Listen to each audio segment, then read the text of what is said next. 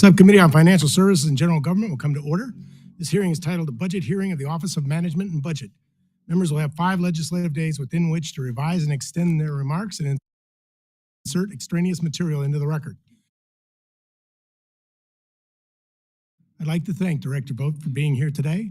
The Office of Management and Budget, or OMB, plays a central role in most of the decisions made in the executive branch, particularly as it relates to the federal budget. It's also important to remember that OMB is an office created by Congress. In 1921, the Congress passed the Budget and Accounting Act of 1921, which created the Bureau Act of 39. The Bureau was relocated to the newly created Executive Office of the President. And in 1970, Congress approved the Bureau's renaming to the Office of Management and Budget. I mention his history because OMB plays a unique role both as an office created by Congress and one that has been and continues to be responsible for fulfilling the President's policies. In fact, over the last 100 plus days, OMB has played a central role, not just in the reconciliation negotiations or recent budget submission, but in the reshaping of the federal government. As of May 27th, 157 executive orders, 39 memoranda, and 62 proclamations have been signed by the President. OMB plays a critical role in each of these decisions.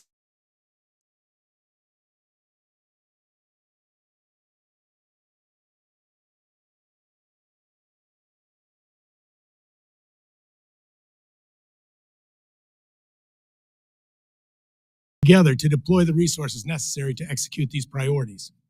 Last Friday, federal agencies, including the Executive Office of the President, sent up their budget requests for fiscal year 2026. OMB is requesting $146.1 million for the next fiscal year, a 13.3% increase above its FY 2025 enacted level. I look forward to discussing OMB's FY 2026 request with you today, Director, and how we can work together to ensure agencies have the resources they need to work on our priorities for our constituents and the public at large. I now recognize the ranking member for his opening statement. Mr. Chairman, Mr. Director, candidly, Director Vought, I think your agenda is a danger to our country, our Constitution, our people, and one that marginalizes the Congress in Article 1 to establish an imperial presidency. That's exactly the opposite of what our founders had in mind. What this administration has done under your direction mirrors what you did during Trump's first term, what you wrote in your Project 2025 chapter, and what you said in a 23 speech, 2023, to members of the MAGA right. You had it quoted to you many times. As you probably know, I represent over 70,000 federal employees. A highly offensive statement. We want the bureaucrats, which is so often used as an epithet, not a descriptor, to be traumatically affected. When they wake up in the morning, we want them to not want to go to work because they're increasingly viewed as villains. We want their funding to be shut down.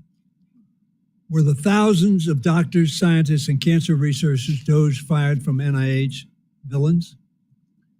The more than 800 employees DOGE dismissed from NOAA, people who track hurricanes and protect Americans from storms, were they deep state agendas? What about the food inspectors, intelligence officers, national park rangers, first responders, and countless others purged by this administration? They're just patriotic Americans trying to serve their country. All received an email seeking their decision to leave the federal service. 2+ million of them. What sort of message does that send? I think of a Marylander named Caitlin, who worked at the Center for Medical and Medicaid Innovation. After spending weeks agonizing over whether DOGE would fire her, she died of suicide back in February. I think of another Marylander, Monique, who worked for the Social Security Administration. She was forced to pick up more work as many of her colleagues took the buyout or were fired by DOGE. The stress grew and grew until, sitting at her desk in February, she died of a heart attack. Her friends and family are certain it was triggered by the stress she was under at work. No business on earth could treat employees like this and expect efficiency to improve or their enterprise to succeed. There is no doubt efficiency has gone down. Backlogs have grown at the Social Security Administration, the VA, and other agencies. Federal employees now have to spend hours filling out paperwork just to order basic office supplies, something that used to take minutes. One of the first things OMB did after Trump took office was pause all federal loans and grants. That froze thousands of infrastructure projects that were already under construction across the country, an action taken with no regard or no awareness, perhaps, of the consequences of those actions. The Trump administration has traumatized Americans, not just federal employees, reduced efficiency, broken the law, and trampled on Congress's authority. And for what? We have every indication that DOGE will cost taxpayers more than it's going to save. Director Vought, you're going to play an even larger role in these efforts now that Elon Musk is reportedly leaving. This committee isn't going to ask you to summarize your work in 5 bullet points or write essays to pass a loyalty test. We expect you to address the concerns of the American people. They have questions. I have questions. We owe them answers. Thank you, Mr. Chairman. Thank you, Mr. Hoyer. I now recognize the ranking member of the full committee, Ranking Member DeLauro, for her opening remarks. Thank you. Thank you, Chairman Joyce, and thank you, Ranking Member Hoyer, for holding this vital hearing. Director Vought, good afternoon. Welcome back to the House Appropriations Committee, and thank you for appearing before us today. The Office of Management and Budget is perhaps the most critical agency that most people have never heard of. I know you know this well, Mr. Vought, but that is no excuse to thwart and otherwise ignore the law.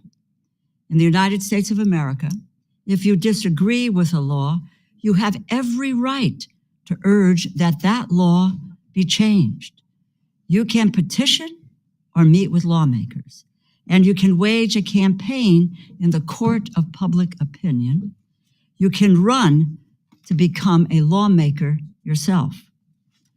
What disagreement with the law does not confer is license to ignore the law, to flagrantly violate the law, and to act as though you are completely above the law.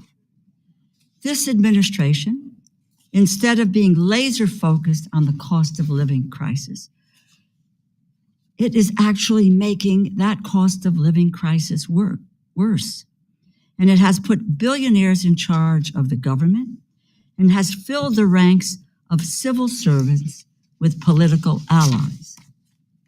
For the sake of eliminating accountability and cutting taxes for billionaires, this administration is unlawfully impounding or stealing funds and dismantling agencies, depriving the American people of the programs and services which Congress has created, authorized, and appropriated funds for. You posit yourself a defender of everyday Americans and a champion for restoring an imagined version of America you consider morally and virtuously superior to the country we actually live in. I do not believe your actions, which are inflicting direct harm on the people you claim to support, is in any way reflective of righteous values or of America's constitutional tradition. You support autocracy, not restrained or limited government.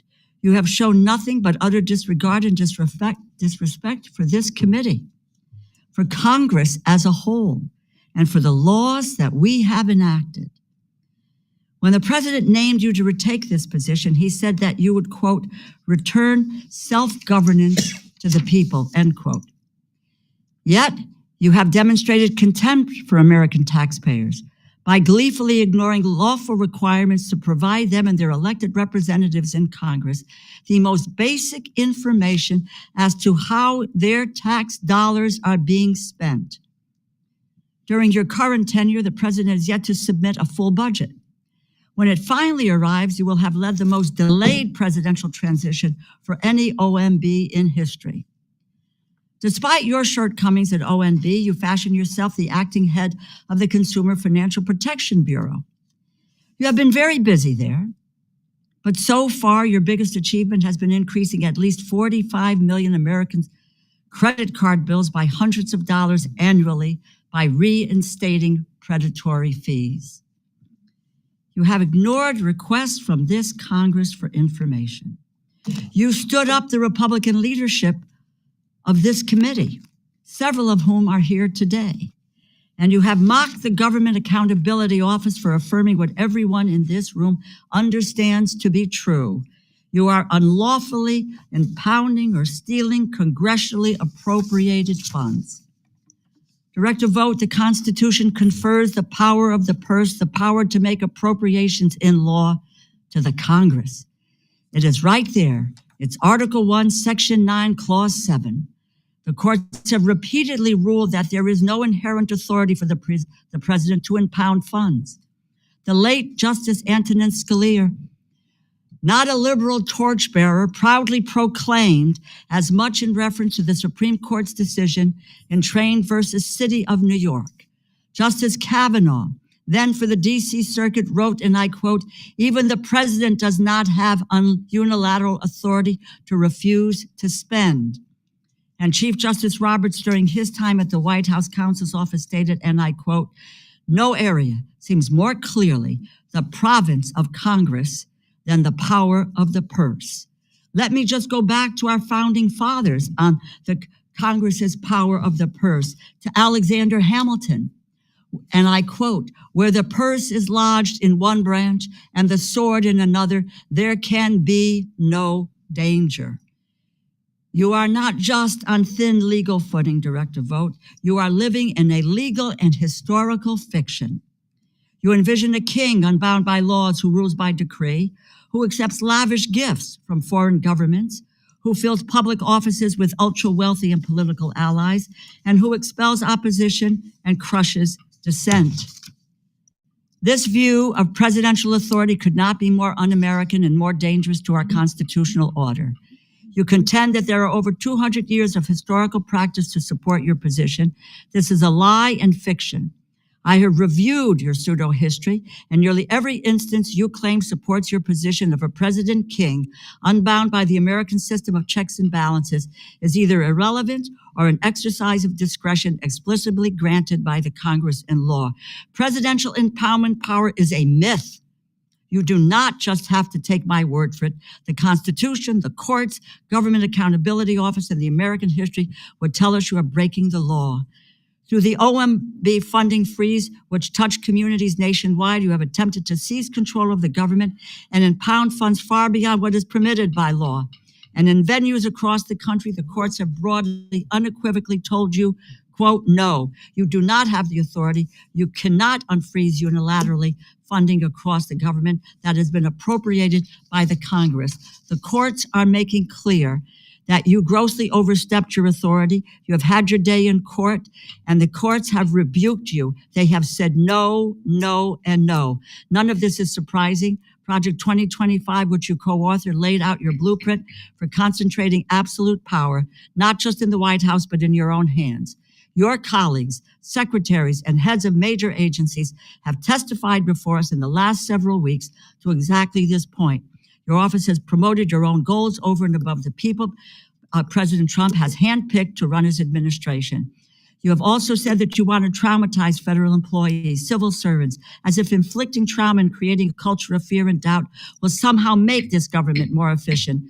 Mr. Vought, be honest. This is never about government efficiency. In fact, an efficient government, a government that capably serves the American people and proves good government is achievable, is what you fear the most. You want a government so broken, so dysfunctional, so starved of resources, so full of incompetent political lackeys and bereft of experts and professionals that its departments and agencies cannot feasibly achieve the goals and the missions to which they are lawfully directed.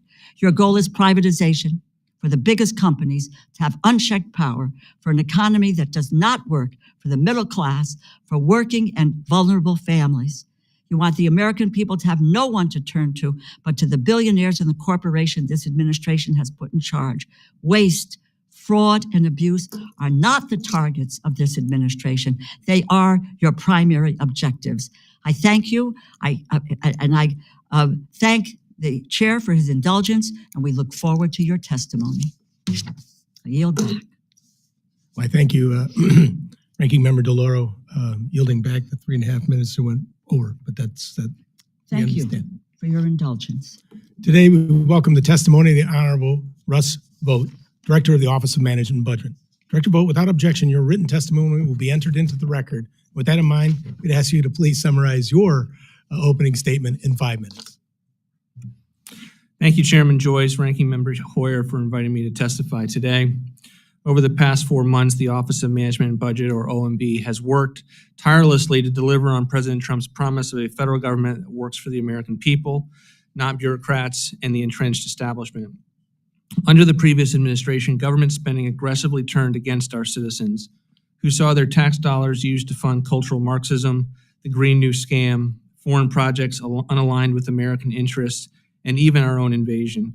Every agency became a tool of the left. Under President Trump, those days are over. The president's fiscal year 26 budget, in tandem with the One Big Beautiful Bill and other tools this administration has at its disposal, will finally end the era of unchecked federal spending, stop the weaponization of government, and turbocharge economic growth. The fiscal year 26 budget puts American citizens first and shifts the destructive paradigm that ruled Washington for decades, that we could only fund national security and border security if we massively funded woke and weaponized bureaucracy coveted by the left. The president's budget reduces non-defense spending by $163 billion, 22% below current year levels and the lowest non-defense spending since 2017 if adjusted for inflation, all while we protect funding for national defense, homeland security, veterans, seniors, law enforcement, and infrastructure. Over 10 years, such restraint would generate trillions in savings necessary for delivering on the president's goal of balancing the budget. The budget also incorporates the historic increases for defense and border security that will be provided by the One Big Beautiful Bill currently making its way through Congress. In combination with base appropriations, the bill is a once-in-a-generation opportunity to revolutionize our nation's defense capabilities and protect our American sovereignty, providing the first ever $1 trillion defense budget and the single largest investment in border security in our nation's history. The bill also improves our fiscal trajectory by reducing mandatory spending, as confirmed today by CBO, by roughly $1.7 trillion, the largest mandatory spending reduction in history, ending waste, fraud, and abuse, and preserving critical programs. Along with the extension of President Trump's 2017 tax cuts and the new tax policies provided for additional relief to working and middle-class families and our seniors, the bill will drive massive economic growth and raise GDP, increasing wealth across the board. OMB's fiscal year 26 budget request as an agency is critical to supporting this comprehensive fiscal strategy. The full request is $155.776 for OMB. OMB, as you all know, is a personnel-intensive agency. We are only asking for 20 additional FTEs, which would bring us from 500 employees to 520, and an additional 2 FTEs in one of our offices funded through the ITOR account. I will note that OMB's request is substantially below the increase requested by the legislative branch's GAO. OMB's funding has remained essentially flat since fiscal year 23. By contrast, under GAO's request for fiscal year 26, the agency would receive an overall increase of 17% over 3 years. As I've said many times, the civil servants at OMB are among the most resourceful and innovative our country has to offer. They are not only of great value to the taxpayer, but the whole nation. OMB has been hard at work crafting the president's budget, implementing this administration's fiscal goals, in accomplishing the largest deregulatory agenda in our nation's history. With the president's budget, the One Big Beautiful Bill, historic tariff revenue, and the recently transmitted $9.4 billion rescissions package, our deregulatory efforts, and other key tools, this administration is implementing a comprehensive strategy to improve the nation's fiscal state. Only the Washington, D.C. that benefits from the status quo Americans know that instinctively. They elected President Donald Trump to fix it, and the task ahead of us is great, but this administration, including OMB, is committed to working hand in hand with our partners in Congress, this committee, to finally deliver for the American people. I look forward to answering your questions. Thank you very much for your opening statement. I now would recognize myself for 5 minutes, but as I asked for all, we'll try to make sure we stay on the 5-minute timeline so everyone here has an opportunity to ask their questions and get them answered. And possibility exists then to get to round 2. We'll certainly allow for at least a second round lightning of a question each. To get there, we have a hard stop of 4:10. Okay? Director Vought, in the President's fiscal year 2026 budget request, OMB is requesting what you had just said, a 13.3% or $17.1 million increase for the fiscal year 2026. This increased funding would support, quote, unavoidable costs in investing in OMB's workforce, among other priorities. Would you explain what those unavoidable costs are and why OMB needs to restore staffing levels that were previously reduced? And why is OMB's need for more staff different than staffing needs in any other agency? Sure. Thank you, Mr. Chairman. I think the reality is we've held constant for many, many years at the 500 level, even though the size of government has increased. And so, when I was in the position in the first term, I had the view that OMB should reduce its headcount. And the challenge that we found when we did that, when we pursued budgets that did not prioritize the analysis that OMB needs to do, you find yourselves in a situation where some of your key resource management offices are having to analyze programs and agencies that are growing exponentially larger. Just to give you an example, our previous resource management organization for national security had the veterans, it had all state and foreign aid, it had the entirety of the Defense Department, it had the entire intelligence community. And if you look at it compared to across the agency, you didn't have enough analysts to be able to do the job. Similarly, we're being asked to do quite amount of work with regard to the President's deregulatory initiatives. And that will continue to be a priority through OWIRA. That's one of the reasons we're going to need additional FTEs when it comes to being able to staff that up, not unlike what you would see with our increases for border security or USTR with the work that the President's doing to get more rational trade deals on the books. So in terms of unavoidable cost, just because you have the same amount of staff doesn't mean that you don't have things like tech support and the work that's required to keep all of our systems up and running. And there's a lot of expenses that goes with it. But I truly believe, and I think you all believe this too because of the resources that you've given to GAO, that it's paramount to have enough analysts that can grapple with the size and scope of the federal government. And I think that pound for pound, an OMB career FTE is one of the most important from a standpoint of being able to address that need to be able to deal with our fiscal health as a country and get cost-benefit analysis and a regulatory framework that makes sense for the country. I want to focus on Executive Order number 14158, issued on January 20th, 25, is titled Establishing and Implementing the President's Department of Government Efficiency. Executive Order establishes the United States DOGE Service, or USDS, and within the reorganized USDS, a U.S. DOGE temporary organization that is authorized through the 4th of July of next year. Who is the administrator of the DOGE Service, and who is the administrator of the U.S. DOGE temporary service, and who do they report to? The U.S. DOGE Service was the former USDS, U.S. Digital Service, that was housed within OMB. Along with that EO, it was moved out of OMB into the Executive Office of the President as a standalone office reporting to the Chief of Staff. It's been led by Steve Davis, and we're in the midst of with the last week or so of establishing the leadership on an ongoing basis. But I think the vision for DOGE is, in addition to having some of the consulting work that they've done continue in the EOP, and that's one of the reasons we have a request in as part of the ITOR account, is that DOGE would go and be far more institutionalized at the actual agency. So many DOGE employees and FTEs are at the agencies working almost as in-house consultants as a part of the agency's leadership. And I think, the leadership of DOGE is now much more decentralized. It's the agency heads, and it has been for some time. The president has always said from day one, agency heads are in charge of their departments, and they were benefiting from the consulting that DOGE was doing along the lines, and now that is much more pronounced. I appreciate that there are many jurisdictions involved in DOGE's work, but OMB is front and center here, including in the subsequent DOGE EOs responsible for reorganizing the federal workforce, including hiring practices, EO 14170, federal hiring, and 14210, the federal workforce.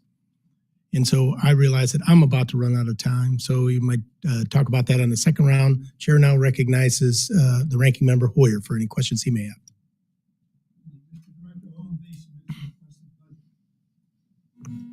Congress passes the budget. Do you consider the budget that Congress passes to be a suggestion or a directive?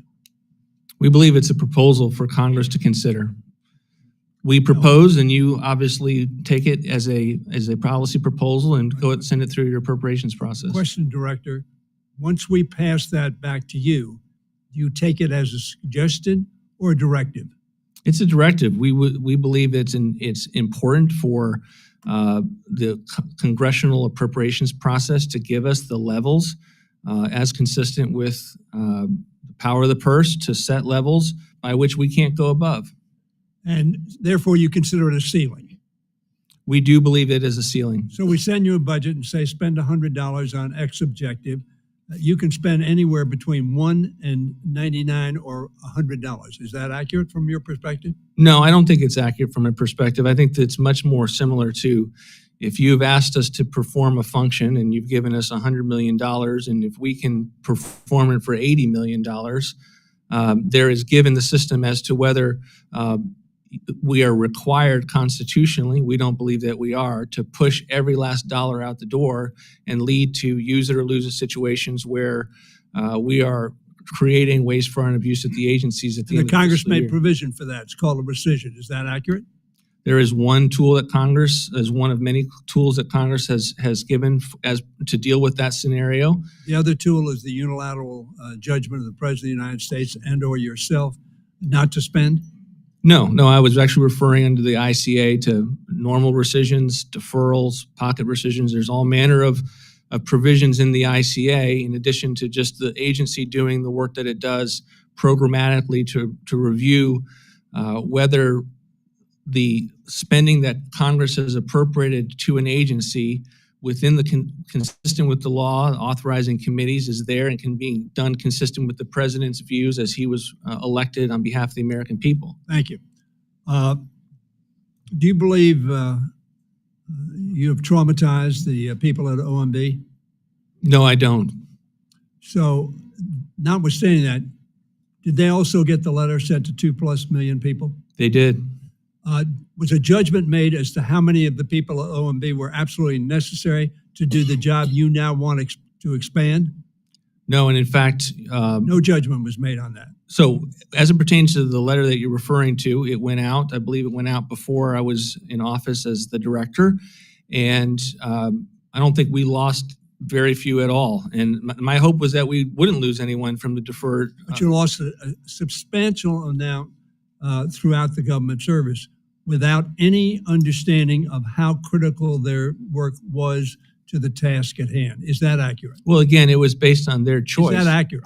I don't think it actually is accurate because the decision was made to give the employees the chance to make that determination.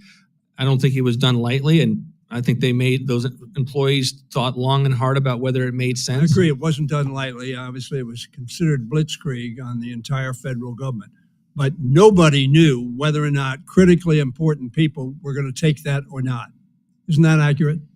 Well, I think it's important to reflect that we don't ask employees to be in these positions and locked into these positions. There is no reason that they would have had to take those that opportunity, and it's something that was not in any way compelled upon them.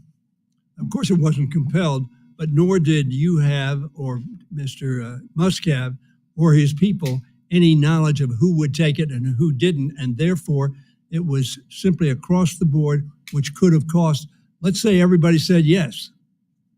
Now, probably everybody wouldn't have said yes, but that would have been a cataclysmic event for the United States.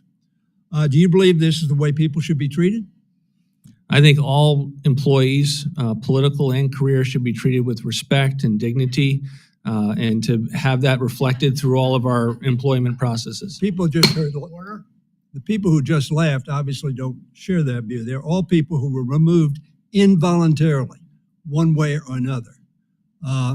They were traumatized. So you accomplished your objective, which I think personally is not an objective that either any personnel manager should be very proud of. How many people on the administrative leave are being paid not to work? Congressman, I just would push back on your characterization.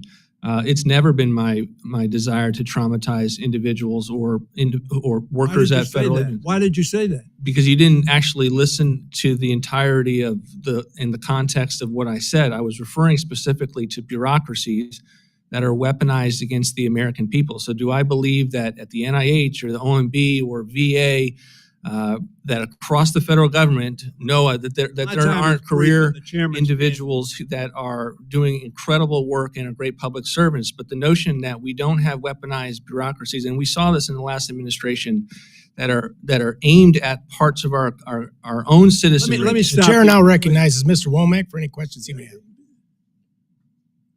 Would my friend yield for 30 seconds? I think the gentleman out, we'll have another round. You can pick up on that line of questioning then, because we all have questions to ask. And I'm going to start with this one. Director Vought, good to see you again. We worked on many occasions together. This is an appropriations hearing, and appropriations is driven by what we call top line numbers, 302As and then 302Bs that flow down to the various subcommittees. But it begins with a budget. Where's the budget? Well, it's great to see you again. We believe you have the budget. We have a skinny budget. You have the skinny budget, the discretionary budget in full.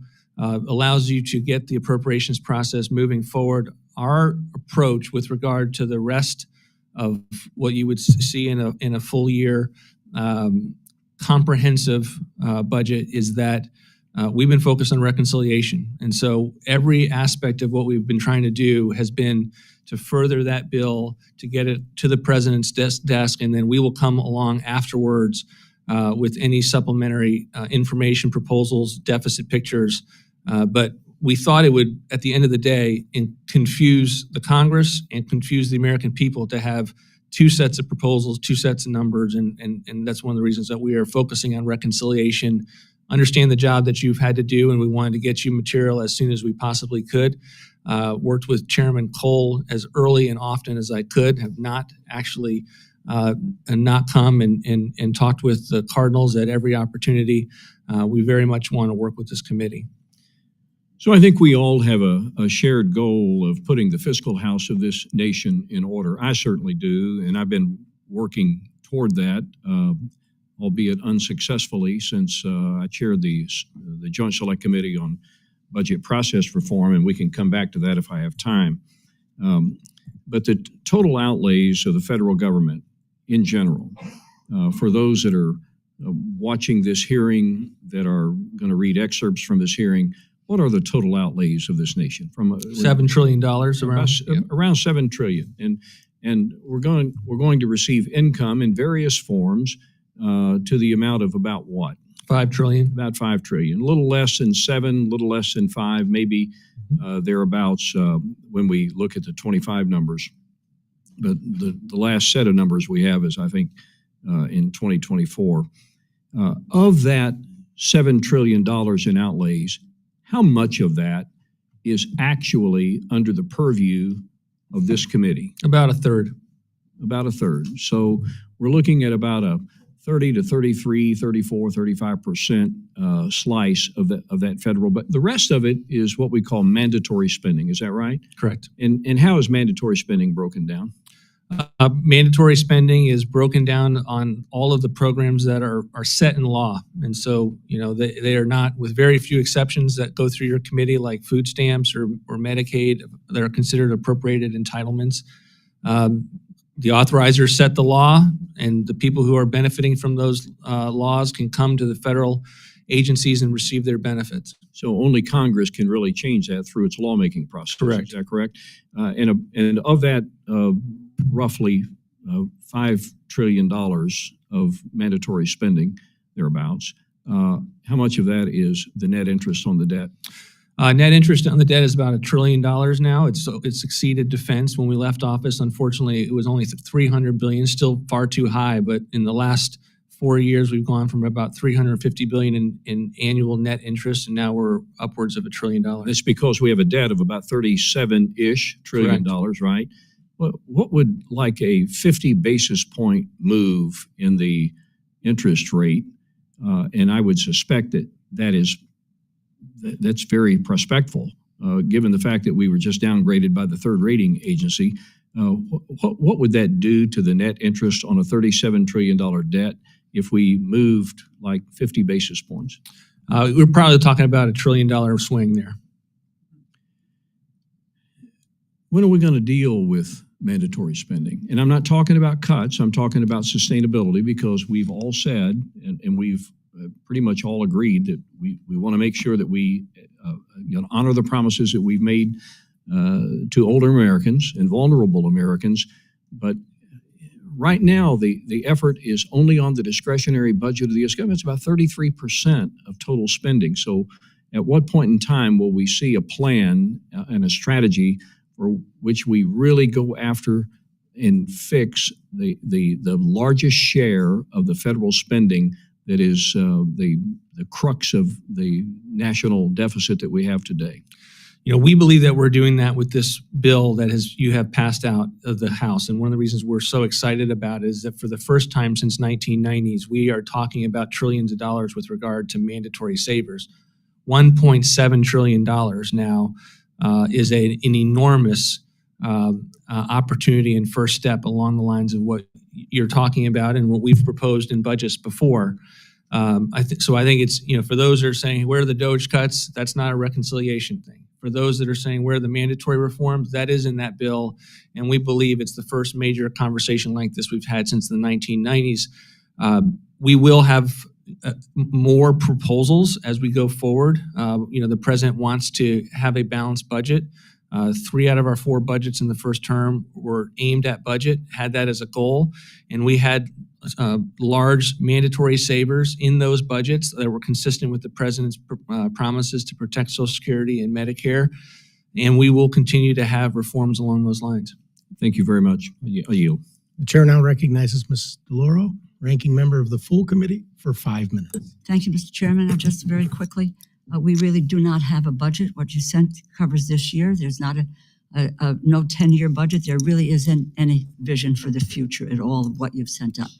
Director Vought, after an appropriations is enacted, the first thing that happens is, before an agency can deliver the promises to the American people, is OMB has to make funding available through a legally binding decision known as an apportionment. In essence, you are the first and sometimes biggest bureaucratic hurdle that stands between American taxpayers and the services, support, and protections they have promised in spending laws. And for over 100 years, apportionments were secret. Reiterate, these decisions were effectively laws that you and your also unelected predecessors made whenever you liked, without accountability or transparency. I fought on a bipartisan basis, bicameral basis, alongside members of this subcommittee for 4 years to change that. We enacted simple transparency requirements because this committee and the Congress need information to effectively legislate. Independent watchdog organizations deserve the information to help the American public understand how your decisions affect their lives. 3, most importantly, the American taxpayers are entitled to see how you, your predecessors, and every OMB director, how you are spending their money. My question is, you do not think, Director Vought, that Congress deserves to know how you carry out the laws that we enact. You do not believe that American taxpayers deserve to see how you spend their money, do you? No, I don't think that characterization is true. We do. That's one of the reasons why we come up to the Hill and testify, and we explain our decisions. We believe that apportionments are legally binding, but not final agency actions, and that it is part of a pre-decisional deliberative process on behalf of the executive branch to be able to manage agencies and the programs therein.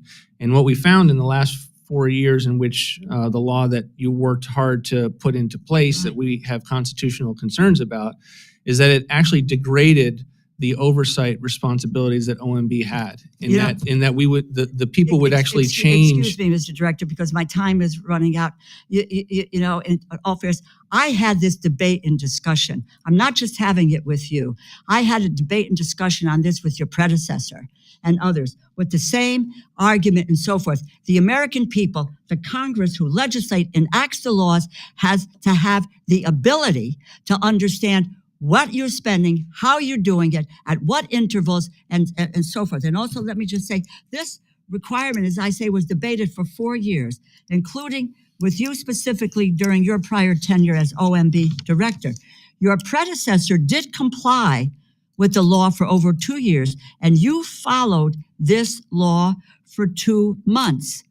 What happened? Why did the website come down? Why do we not know what is happening? Why are we going back to those days of secret decisions being made by you and whomever else in terms of the spending of the dollars that we constitutionally enact here when we put these bills into law with congressionally directed resources that serve the American people? Tell me what happened. Why did you change what you were doing for 2 months or what your predecessor was doing over the last couple of years? Well, we had constitutional concerns with the provision. We had a veto threat against this provision in the first term. If it was presented while the president was still in office, I expect you would have had a signing statement that said, not unlike our letter to the committee, not unlike the DOJ's letter to the committee, we have constitutional concerns with it. And it's something that degraded our ability to manage taxpayer resources and do the very We passed a law, and with all due respect, again, I think the level of your honesty on your claims really shines through on this topic, and there probably isn't much more point in discussing it, but that goes at the very fact you make up constitutional issues where the Constitution places that power of the purse within this body and within an appropriations committee. Historically, it is there, but you make a decision as to what you want to do, what you think is Constitution or not Constitution without any basis in fact, thereby pulling down that website that allows us to see what you are doing. We have no way of knowing if you are carrying out what we have lawfully required the executive branch to do. That is our responsibility, and your responsibility is to carry out what it is that we have appropriated here. You just can't pick and choose whatever the hell you want and going forward, if it says, and I yield back the balance of my time. Chair now recognizes Mrs. Hinson for her 5 minutes of questions. Thank you, Mr. Chairman, and to our ranking member for holding this hearing today. Director Vought, thank you so much for coming to answer our questions. It says a lot that you're here talking about the efficiencies that you're finding and the improvements you're making at OMB. This is really about taxpayer money and protecting the integrity of where those dollars go. And as you probably know, I've been very, very passionate about improper payments through OMB. We know from the numbers out of GAO, that number is somewhere between 230 OMB and 500 some billion dollars. I actually think it's probably higher than that, right? And when we look at the taxpayer money being disrespected in that way and people for years turning a blind eye to that in terms of fixing this problem. So I appreciate your candor and the effort by this administration to do that through the executive order from the president 14249 to protect America's bank account against waste, fraud, and abuse. And I was proud to support this by introducing legislation here to codify the president's executive order to do exactly that, protecting American taxpayers from wasteful spending. One of the provisions of the order did direct OMB to work with Department of Treasury to establish pre-certification and pre-award procedures across the federal government. This is the breakdown in process that has led to this fraud and improper payments. Can you explain why those procedures were not in place before this executive order? One of the things in this issue in general, and I'm sure you've been frustrated by it, is the extent to which this is all common sense, and yet it never seems to happen. And I actually posed the question to our team this morning. Why did we see nothing before the Trump administration? And honestly, there just wasn't it wasn't an interest in the previous administration. We're very thankful for the executive order.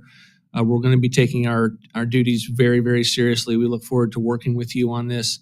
I think much of what DOGE has identified is the extent to which the agencies have not been pinging the systems and the data sets that are there and can be there. And then we need to fight through whatever bureaucracies make an institutional argument for why whatever the grant agency is shouldn't be cross-checking it with the data that's available. So it'll be a priority of ours, and we look forward to working with you on it. Yeah, it certainly is a common sense thing to know where the money's going and what one hand knowing what the other hand is doing in that process. It's absolutely critical. Can you update us on the implementation? You mentioned, obviously you and I share that frustration that it wasn't in place before. And we do look forward to working with you, get you whatever resources you need to be able to implement this. Where do you stand in making some of these fundamental changes to protect We're working taxpayers? on government-wide guidance to agencies to implement the EO right now. We're going through a policy process internally as to what that should include, and we'll be back to you soon with details on that.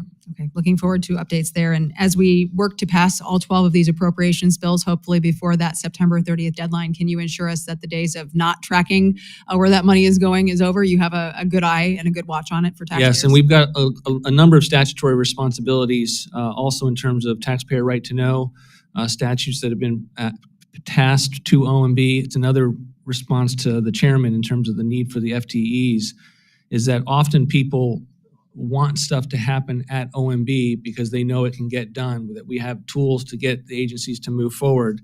But therein is our need for the employees to be able to do that important work and to push through and make sure that we're living up to what you all have asked us to do. Yeah. Well, this certainly should be a bipartisan issue, and I questioned your predecessor about this and former Secretary of the Treasury as well. And Secretary Bessent was in here just a few weeks ago saying the same thing. He was incredulous that this was allowed to happen and go on. It should be a bipartisan issue. At least it was, I think, before President Trump started getting the credit for this. So we should be able to get behind policy that helps to fix this problem. What else are you doing at OMB to help prevent improper payments, hold agencies accountable for their spending? What does that process look like other than just issuing that guidance to other agencies? But where does the accountability come in there? So one of the cultural aspects of what I've tried to emphasize at OMB is one OMB. And so I don't like the notion of you have a budget side of the house, a regulatory side of the house, and a management side of the house, because often everything gets stovepiped and you don't have the main interactors with the agencies that are benefiting from much of the work that you would find at the management side doing improper payments. So one of the things that we are doing, we had a meeting along these lines just yesterday about making sure that the people that work with the budget offices, the ones that are working regulatorily, are coming up with policies that actually help along these lines. So it's not just, hey, did you go through the right process and ping the right systems? We want there to actually people be getting credit for doing deregulatory activities that are also dealing with improper payments. We want there to be an emphasis on programmatically being rewarded for having the various budget offices and teams at the agencies being rewarded for this kind of activity. And I think that's the benefit of doing it at OMB, and I think that's what will inevitably be the success from it. Yeah, you have a wealth of knowledge. You should use it to your advantage going forward. Thank you, Mr. Chairman. I yield back. Thank you. The chair now recognizes Mr. Pocan for 5 minutes. Great. Thank you, Mr. Chairman, and thank you, Director Vought, for being here. I think you said the president supports the big bill that was passed out of the House, correct? I think you also said the president does not support cutting Medicare. Correct. Okay, so in the bill, there's a $500 billion cut that gets triggered to Medicare. So I know a number of the people who voted for the bill are starting to read it now and finding there's parts they don't like. You might want to take a look at that provision. As you know, That's okay. That's okay. I only have You don't want the 5 minutes. explanation? Okay. I didn't ask you the question, did I? I'm asking you a question, though, since we didn't have your remarks this morning. I think we got them this afternoon.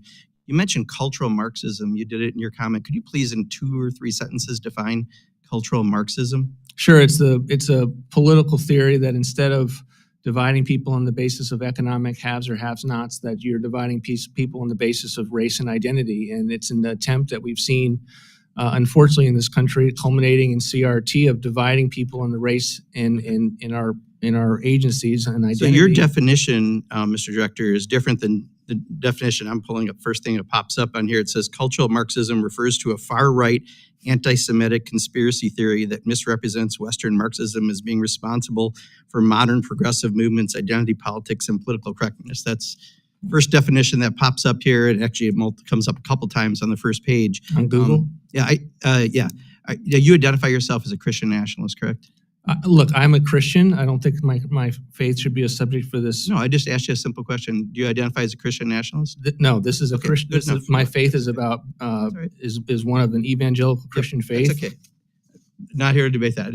I saw But you brought it up. Christian nationalist. No, I asked you if you were a Christian nationalist. You said you weren't, correct? These are debates in the think tank world that we have Okay, about that's what all it right. means Stop, to be a please, Christian nation. Mr. It's not about what Mr. I've been, Director, that's I've not the been question I asked. I've not Okay, been so asked to talk about that. You support the efforts of DOGE. You mentioned Steve Davis, and I know we talked about trying to bring the director of DOGE in here, and that would be very helpful.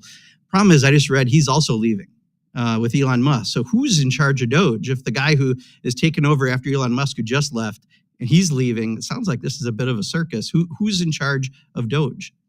The cabinet agencies that are in charge of the DOGE consultants that work for them are fundamentally in control of DOGE. Oh, that's an answer only a mother could love. All right.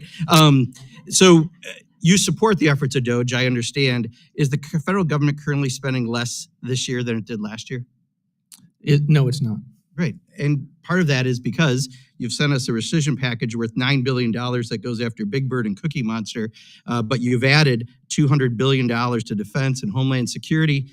You've also, the bill that you just said the White House supports is going to add, depending who you talk to, $2.4 trillion to $5 trillion to the national debt. It's going to make somewhere between 11 and 16 million people lose their health care.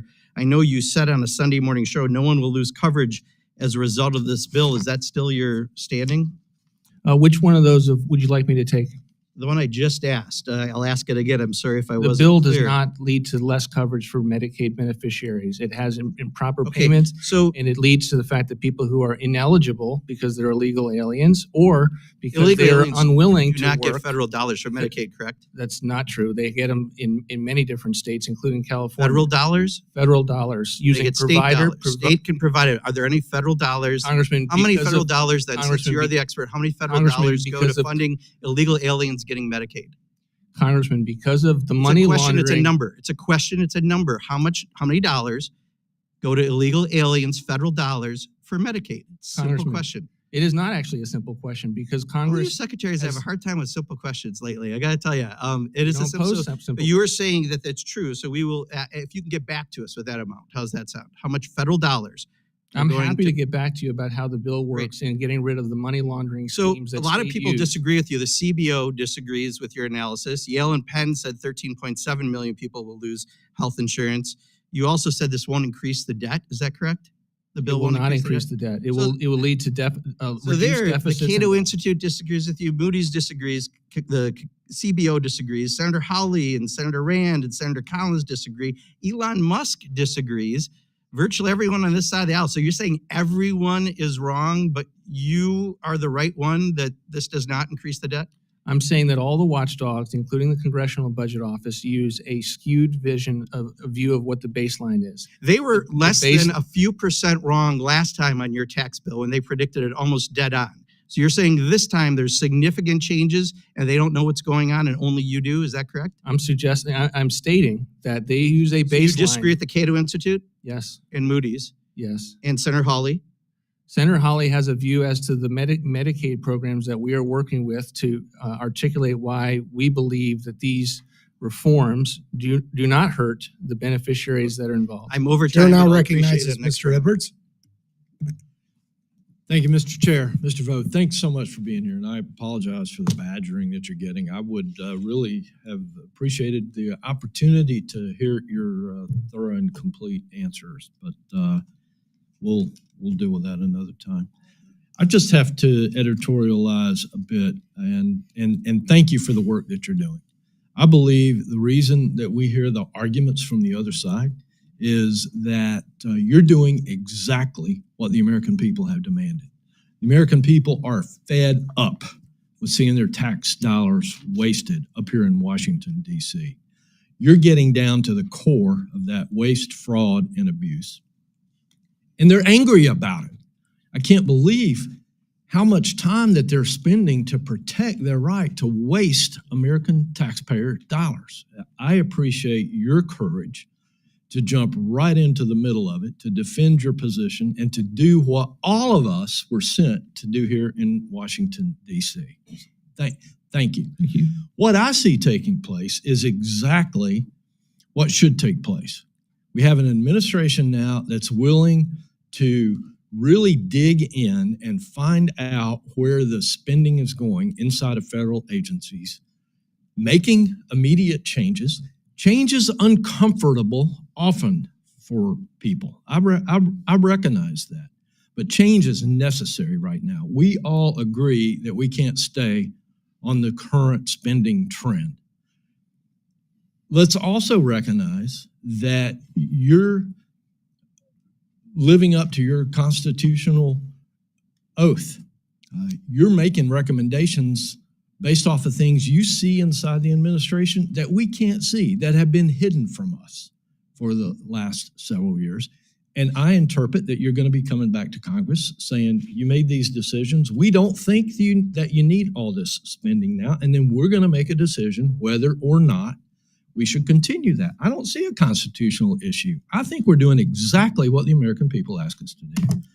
So that said, for years, the Congressional Budget Office has been touted as a nonpartisan agency, but there's a growing body of evidence showing that it regularly overestimates the benefits of Democratic policies while underestimating their costs.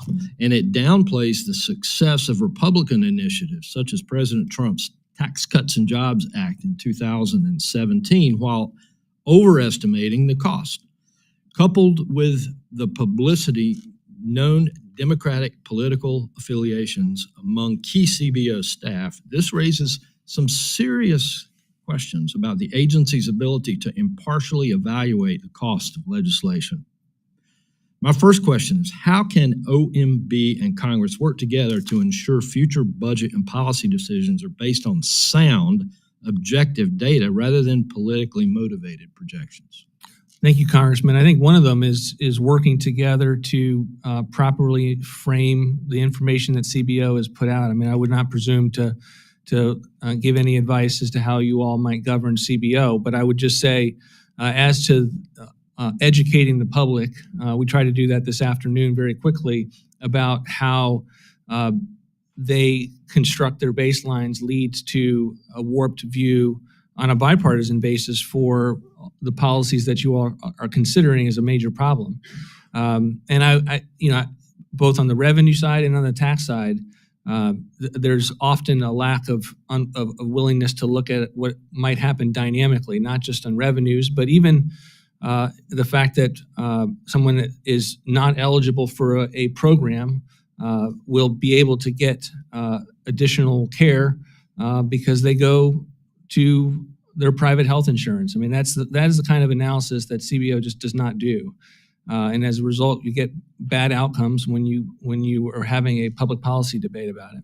Thank you. Just a quick follow-up. Do you believe that CBO's estimate of President Trump's one big, beautiful bill accurately represents the benefits that it will provide to the American people and the fiscal course correction that it will provide our nation. No, I think it's fundamentally wrong. I stated that today. It will lead to reduced deficits and debt of $1.4 trillion.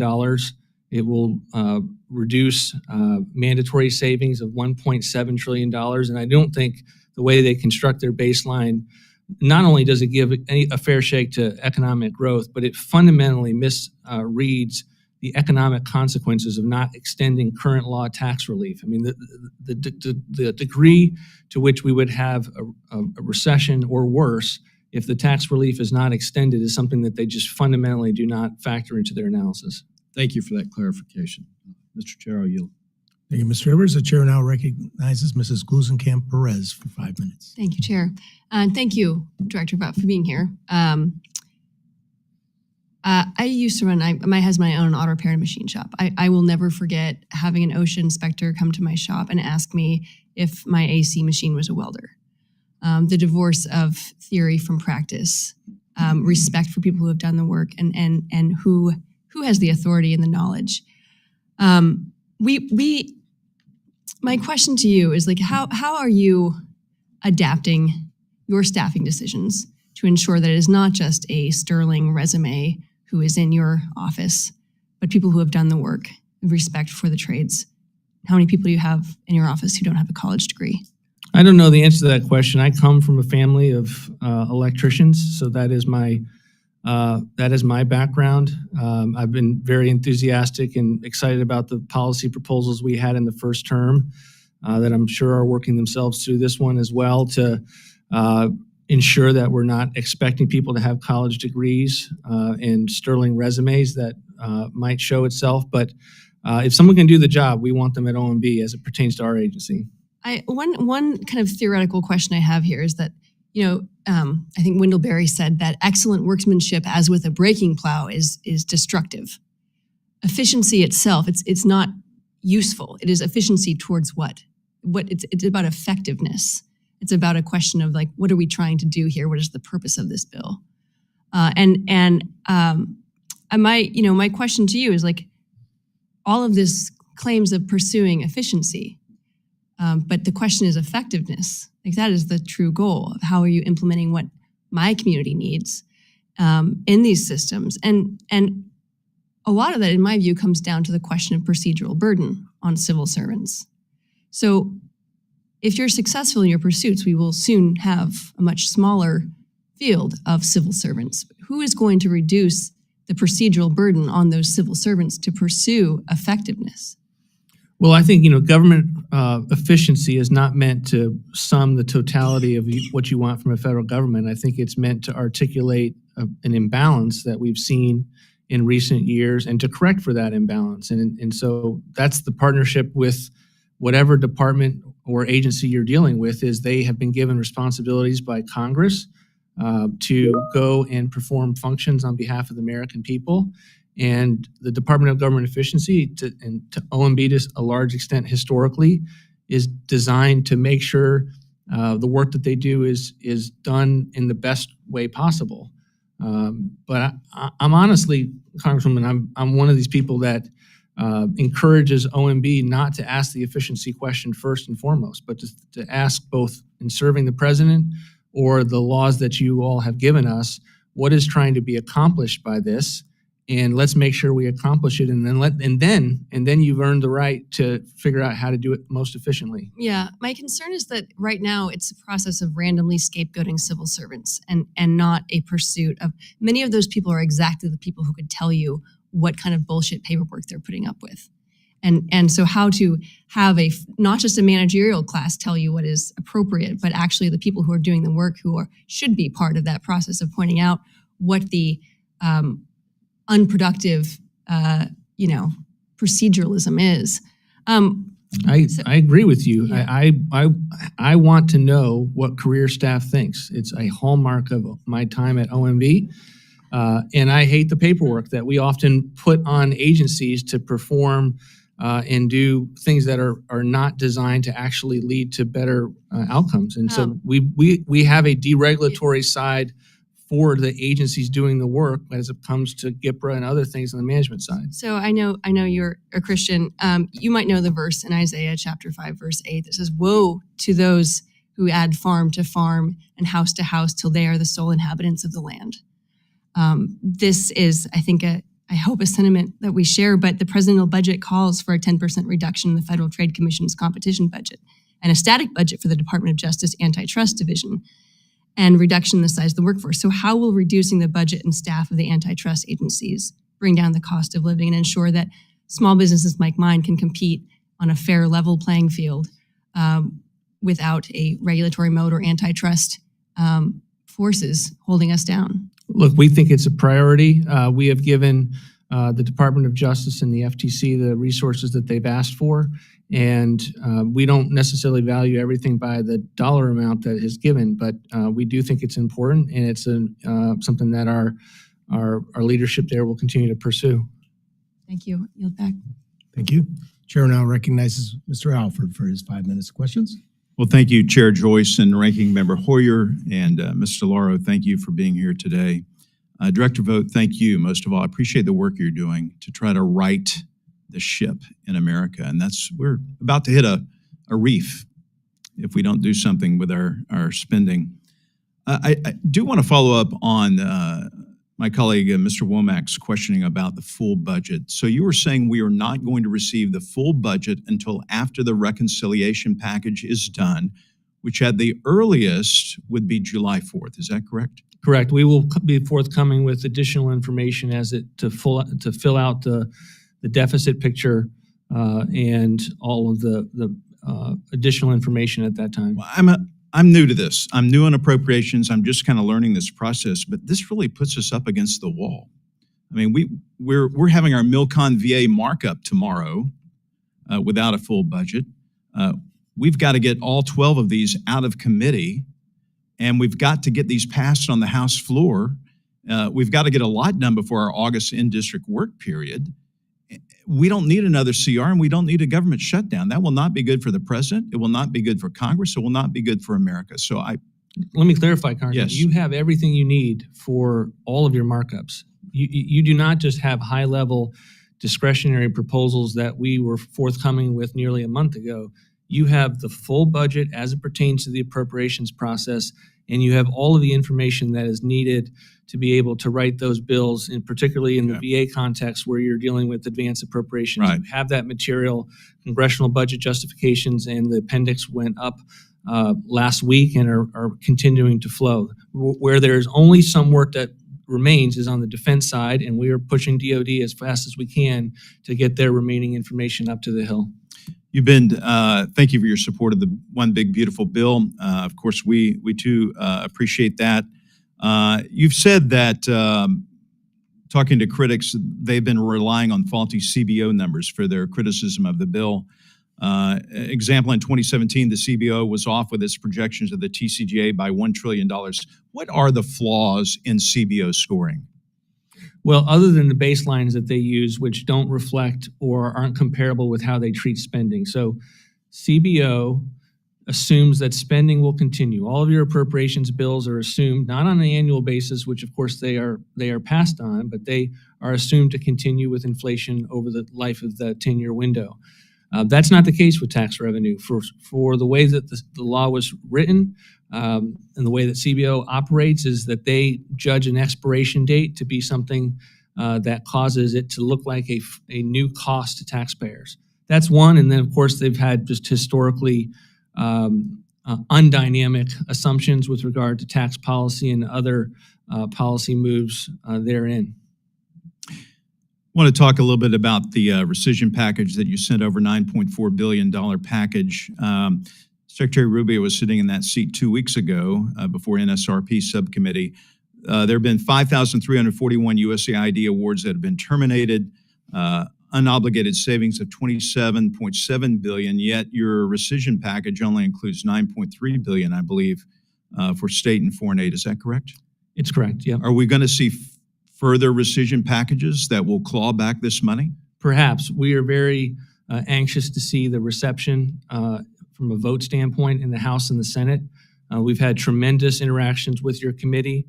sitting down with the chairman, the subcommittee chairman, to make sure that the package, one of the reasons why it took a little bit, it was constructed a long time ago, was we were having the conversations with this committee to make it so that it can be passed next week. Okay. If that goes well, I'm less concerned about the House as I am in the Senate, and it's very important for it to pass. If it does, it'll be worth the effort, and we'll send up additional packages. Last question. Part of the rescission package, the Global Health Program for $400 million. It says this proposal would eliminate only those programs that neither provide life-saving treatment nor support American interests. Does this include PEPFAR? Any money that's funding PEPFAR whatsoever? It does. It has a cut to PEPFAR, but not to life-saving treatment. Let me just walk you What through about some of prevention, sir? So the challenge we have in PEPFAR is that PEPFAR has been perceived as only life-saving treatment. But if you look, you've got $2.5 million for teaching young children how to make environmentally friendly reproductive health decisions. You have nearly $1 million for services for transgender people, sex workers, and their client and sexual networks in Nepal. You have $5.1 million to strengthen the resilience of lesbian, gay, bisexual, transgender, intersex, and queer global movements. So even in an area like PEPFAR, and I did see some of the reaction from the Senate as to us including PEPFAR, we believe that it needs to be on the table. We can find waste, fraud, and abuse there that the American people would not support, and it's one of the reasons why it's in the package, but it will not lead to life-saving treatment being denied. That has been a hallmark of all of President Trump's budgetary policies with regard to PEPFAR, is if you are receiving care, you will continue to receive that care. I'm out of time. Thank you. I yield back. Thank you. Chair now recognizes Mr. Ivy for his 5 minutes. Thank you, Mr. Chairman. Good afternoon. I was shocked when I heard you say that all government employees should be treated with respect, because that is absolutely not what I saw on the ground level. I mean, I saw people crying when they were coming out of USAID. I think they'd been given 15-minute intervals to retrieve their belongings. I talked to people who were probationary employees who'd been given these mass emails that they're going to be terminated. They'd quit jobs and moved from other places, sold their houses to come do this work, in reasonable reliance on often for the government to work for the federal government and desire to serve their country. And they were unceremoniously pushed out the door. And when you said, I know you want to know what career staff thinks, that was a shocker to me too, because many of these people, when they were being forced out, were trying to call and find out what their status was, whether they were going to be able to come back to work or not, when they would be terminated, all of those things. And that still goes on. And they don't get the answers from you all. So, I appreciate your view of what's going on, but you got to know that it's entirely different from the standpoint of the people who are going through this. And I just want to focus on 3 quick areas where there's a potential impact. I mean, one thing you said that was interesting to me, you're going to ask for additional 20 positions, if I heard you correct, yes, at OMB. It's a little ironic because you're slashing positions across the government and funding. But we had the FBI director testify here a few weeks ago, and he came in and said he has 1,100 vacancies, I think it is, and he needs 1,300 additional. I think we can all agree that the importance of public safety, and someone just mentioned fraud, nobody ferrets it out better than the FBI.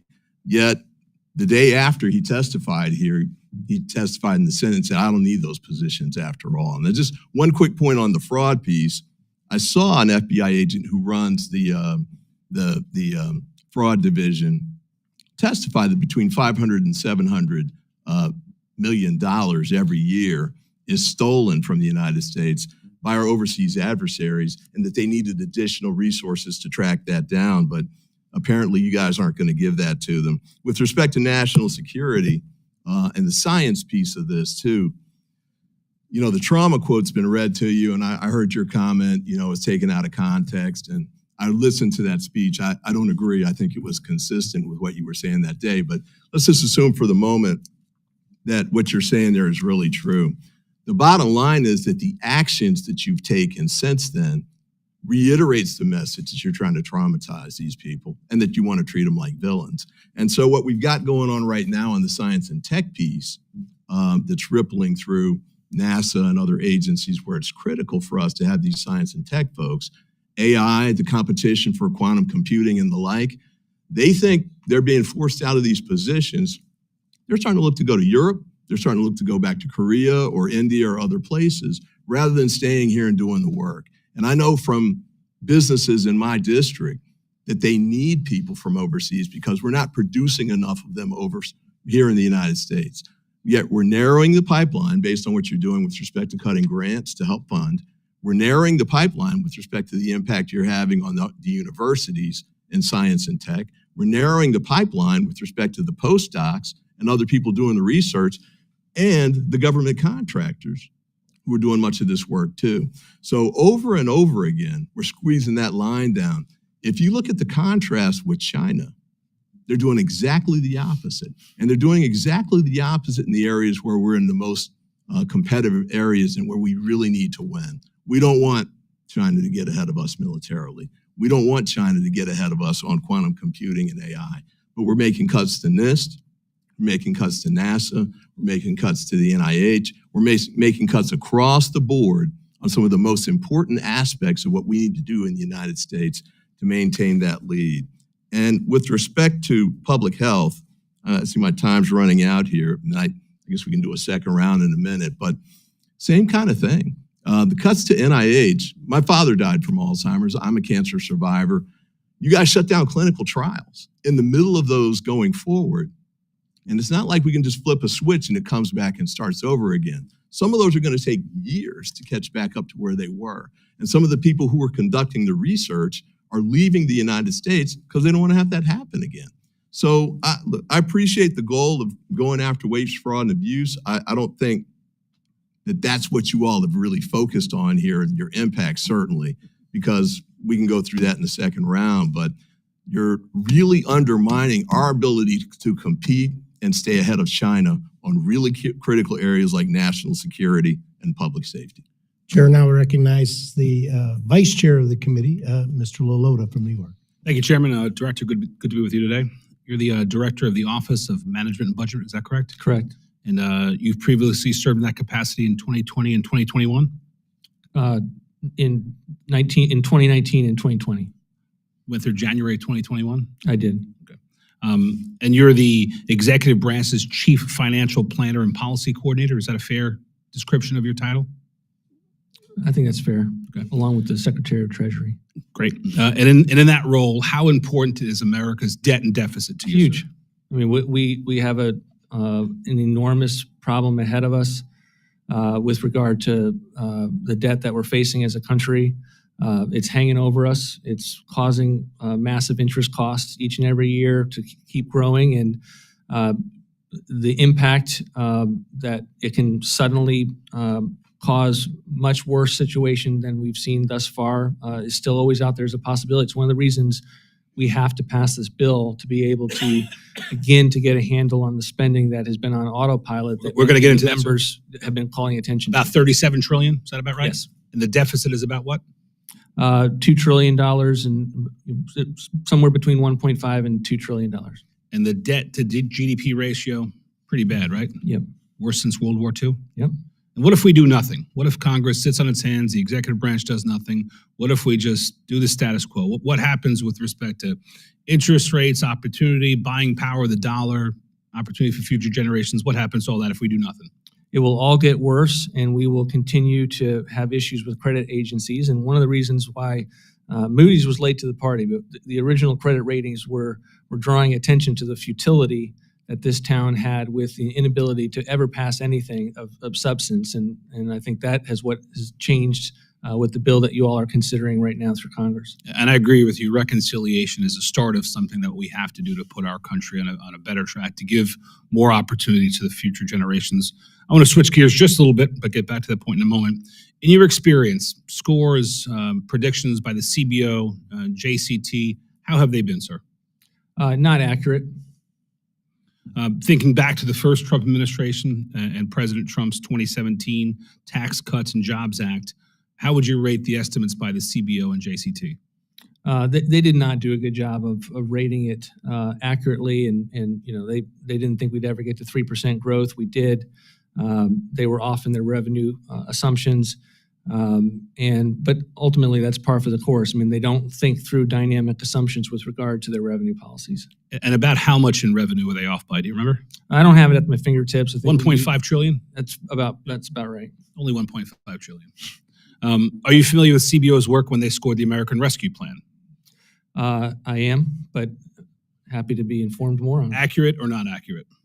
If you've got a question there, I'm happy to answer it, but off Sure. the top of my head. I'll lead you a little bit with this question. They projected inflation would be around 3.3% in 2021 and 2.5 in 2022 and 2.3 in 2024. Take a guess. Was it higher or lower than the projections, the inflation? I'm sure that it served the administration's policy objectives. Yeah, 4.78% and 4.1% respectively, way off, but yes, favorable to that administration. And now, fast forward, we have this one big, beautiful bill before us that the House Republicans we passed last week, and we've received some new scores over the last day or so. And are you familiar with the CBO score on the growth rate they project in the one big, beautiful bill? It's about 2%. Yeah, 1.8. Do you believe that it is an accurate enough growth rate given some of the historical context between TCJA1? Much of the same policies in TCJA1 led to 2, 3, and 4% growth, and yet they're scoring in this 1.8. No, I don't think they're accurate. I don't think it's reflective of the growth. I think it's much more likely, and we'll get to our economic assumptions when we come later with more details from our fuller budget. But the budget resolution that you all passed, $2.5 trillion, I think the number there was 2.7, is much more accurate in terms of a number that should flow from the policies in the bill. Great. I would agree. 2.6% is, I think, what the House Budget Committee put forth. I think that's a better estimate. Would you agree that assuming only the 1.8% CBO number both underestimates the positive impact of the legislation and simultaneously overestimates the negative impacts like deficit projections? Yes. But I would go further. I think the challenge with the CBO score is the way they construct the baseline is they are asking policymakers who care about the debt and deficits to almost take the position that you shouldn't extend the tax relief. And then they don't model the extent to which that would implode the economy. Yeah. There's dynamics assumptions with regard to tax policies and economic growth. And then there should also be an area where they model the economic impacts of their own baseline policies. The chair now recognizes Mr. Bishop for any questions he may have. Thank you, Mr. Chairman. Welcome, Director Vought. Branding is very important in the characterization of the reconciliation bill.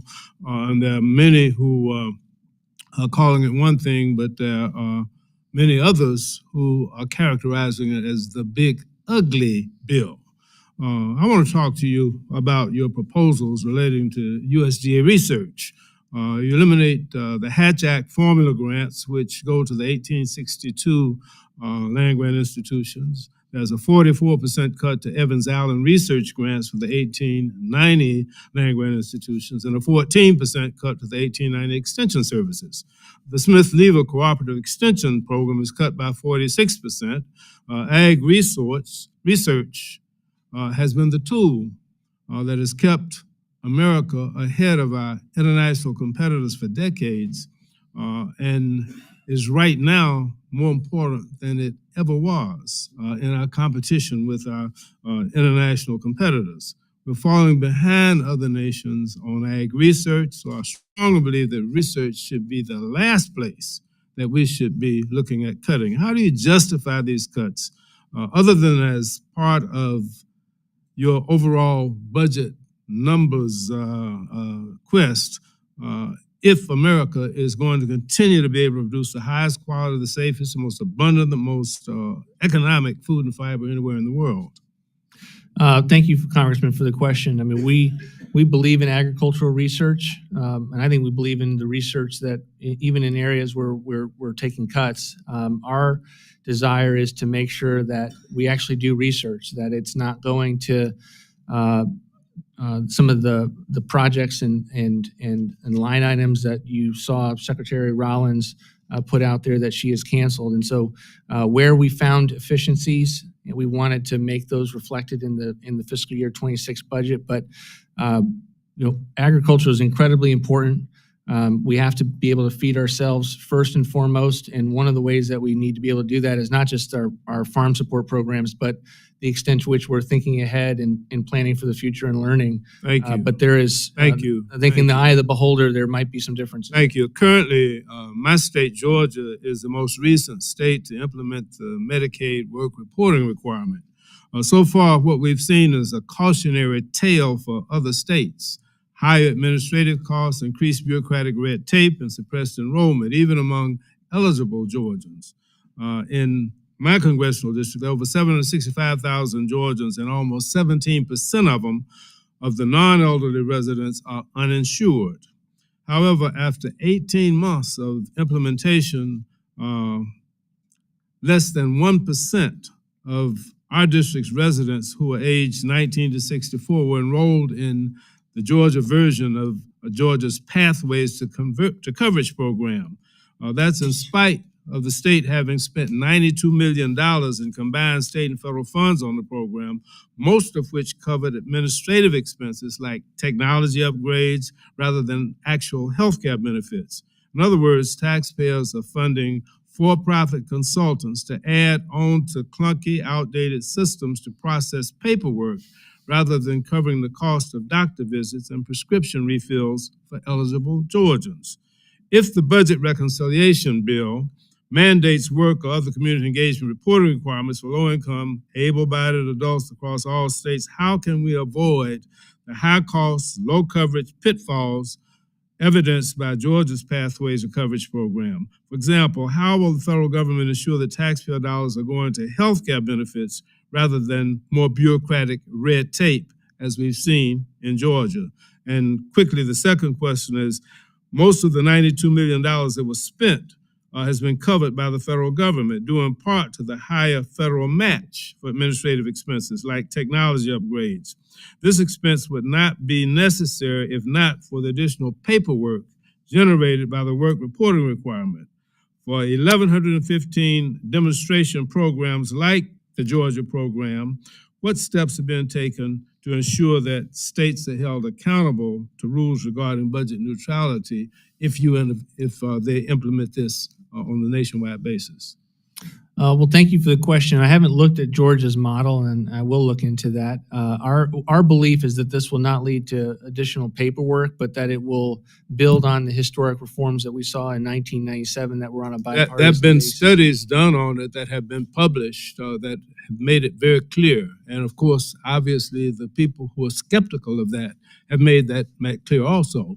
It's out there. And I'm surprised that you haven't been. Well, I mean, as it pertains to the 1997 reforms, which now applies the concept of work to Medicaid. And remember, in Medicaid, we have this issue where you have able-bodied working adults that get a higher match than the originally intended beneficiaries, the disabled, the elderly, who, you get $9 for $9 federal dollars for every $1 of state for the able-bodied working adults, and then you get correct. about 1.30 for every one at the lower populations. And that's something that's off, because what you have is states chasing the higher dollar. So with this work requirement, we'll make sure that we have it means that more money will reform. have to go for the states setting up the mechanism in order to calculate that. It's more red tape, more paperwork, less than services and care for the people who need it. We can Thank you. disagree And on that. the chair will now recognize Mr. Cloud for his 5 minutes. Thank you, Chair, and thank you, Director Vought, for being here. As an American, before being here as a member of Congress, I just want to say thank you for finding efforts to find savings. I know what motivates me and a lot of people in our service here is the really demand that should be upon us to leave a better country than we find it. And so we find ourselves headed to $36 trillion in debt, as you just talked about. We're looking at what's going on in the bond markets. They're really concerned about our debt load. Talked about World War II debt loads during peacetime being a very big concern. Certainly, mandatory spending is a big part of that. But then we also, have understood that as government grows, freedom contracts. And so there's a need as well to make sure that we're turning a good return on investment when it comes to our discretionary funding as well. Could you speak to what we can do to find savings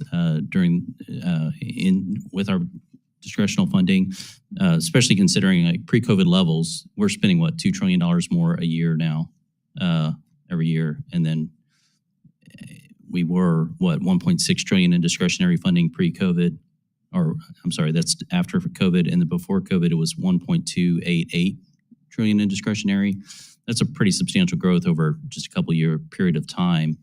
And nobody pre-COVID was thinking that we had a lean, mean fighting machine of a federal government. Most people even then thought it was pretty bloated and a little lethargic and could use some tightening up. Could you speak to what we're doing to find savings and return a better return? Sure. I mean, it's reflected in our budget proposal. Generally, we proposed $163 billion in non-defense cuts, the lowest level adjusted for inflation since 2000. Not adjusted for inflation, it gets you back to your pre-COVID levels. And we really are trying to find programs that we believe are fundamentally wasteful or divisive. When you're providing $315 million for preschool grants for CRT indoctrination for 4-year-olds in Minnesota, we think that money is not just wasteful, but it's actually harming the country as a whole and those individuals. And we looked at it from every vantage point from that standpoint. It's one of the reasons we talk about the cuts to woke and weaponized bureaucracy and wasteful. And sometimes you just can't afford something when you're $37 trillion in debt that you would otherwise be able to afford. There are drivers that you have in the appropriations process that we pay for. We pay for the needs that we see for veterans. It almost acts like a mandatory program within your jurisdiction. We have proposals for rental reform to block grant to the states and require a cost share with states so that we don't have people that are too soon moving off these programs into self-sufficiency. That's another driver that you all are facing with that is on your books. It's not a mandatory program, but acts like a mandatory program, and we're trying to account and deal with those with the proposal that we sent out.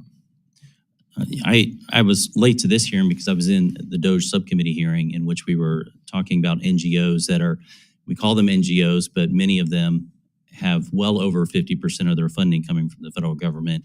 One I highlighted was Endeavors, which was a big part of the apparatus, really the industry that stood up to bring illegal immigrants. Over 90% of their funding was coming from the federal government, and they kind of ceased to be an NGO at that point. Can you talk about how you're evaluating these, I would call them quasi-government entities as opposed to an NGO? I think it was over 35,000 of them are getting more federal dollars than they are donations.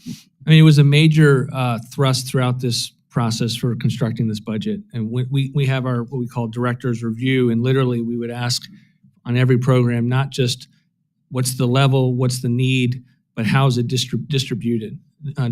We want to make sure that if this is going to a nonprofit, the extent to which that nonprofit shares our views and is not putting forward some of the ideologies that we have fundamental issues with. And so I can't give you a rack up of what we found other than to in the areas that we put forward cuts, we have concerns in addition to the value proposition of those dollars.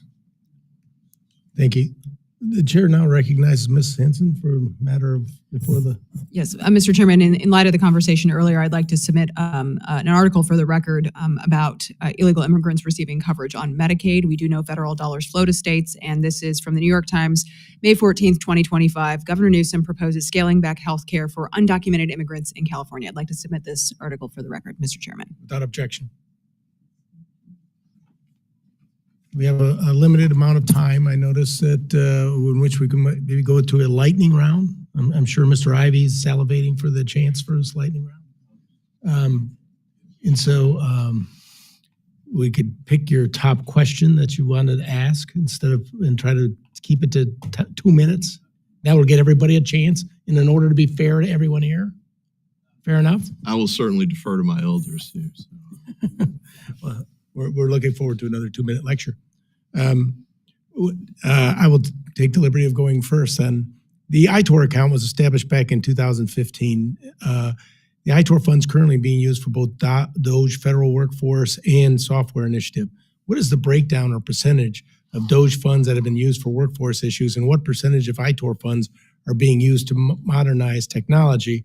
And further, your request for this year for ITOR, it's an increase of 145%. And I was wondering if you could tell us, is this for software modernization initiative or the 30 full-time equivalents that you've asked for sought under the budget request for ITOR specifically, or for the software initiative, or for DOGE too? The ITOR request in fiscal year 26 is for DOGE.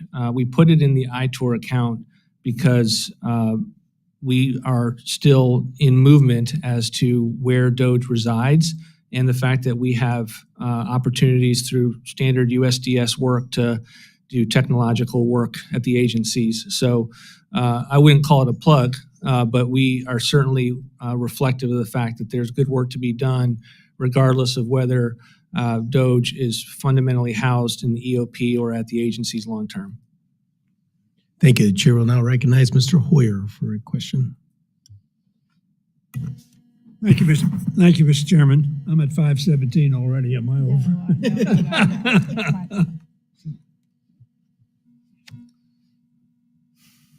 Tell me when we're ready. You're good. I am against dynamic scoring, not because I don't believe there is a dynamic score, but because I think it is a gamble. And one of the reasons we've gotten to places where we are is because it's been a gamble. I've been here a long time, as you know. When Ronald Reagan's David Stockman said, tax cut's going to pay for itself. Ronald Reagan increased the deficit. Only one man can stop spending, or one person, the President of the United States, by 189%. Mick Mulvaney told us that the Bush tax cut would pay for itself. And Mitch Daniels also told us, Mick Mulvaney was Trump's, that Bush's tax cut would pay for itself. They didn't do it. And we ran deficits. And we ran deficits. The only one that really had a low deficit was Bill Clinton, and a balanced budget, as you probably recall. Now, the budget you've now said, we've had a lot of talk about DOGE. Mr. Musk, of course, headed up DOGE and was regaled as somebody who was a genius and could do everything. He said this, "I'm sorry, but I just can't stand it anymore. This massive, outrageous, pork-filled congressional spending bill is a disgusting abomination. Shame on those who voted for it. You know you did wrong. You know it." So that at least one person that has been high up in this administration, who being worth $450 billion, is prepared to tell the truth. This bill is not going to pay for it itself. And we are not honest with one another. The discretionary part of the budget, which you said 30%, defense, veterans, Homeland Security, take it far above that. So we deal with 14 or 13% of the budget to try to balance the budget. That's dishonest. It cannot be done if you eliminated all of non-defense, non-veteran discretionary funding. So David Stockman ended up with a book said, "We lied." I hope you won't do that. Chair now recognizes Mr. Womack for his lightning round question. Director Vought, you got a tough job. You inherited an absolute mess, a mess that's been created over decades, not just one administration, but many. It's because Congress can't say no.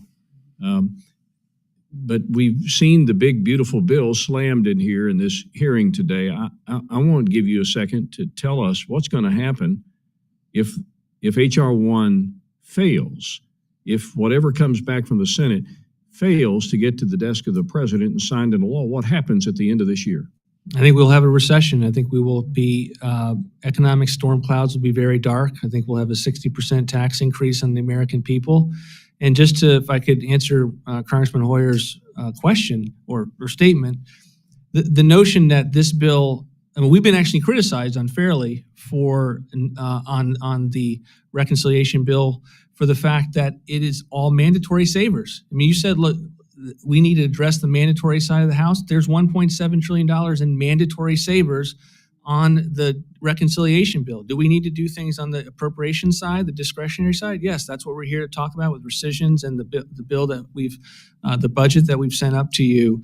But we have to get back to what we did in 1997, where we had for the first time substantial mandatory reforms around not just cutting people and just getting people off programs, but reforms, a work requirement. We're using the same model that Bill Clinton signed into law, and we think it will have incredible impact on not just these programs, but giving people dignity of work.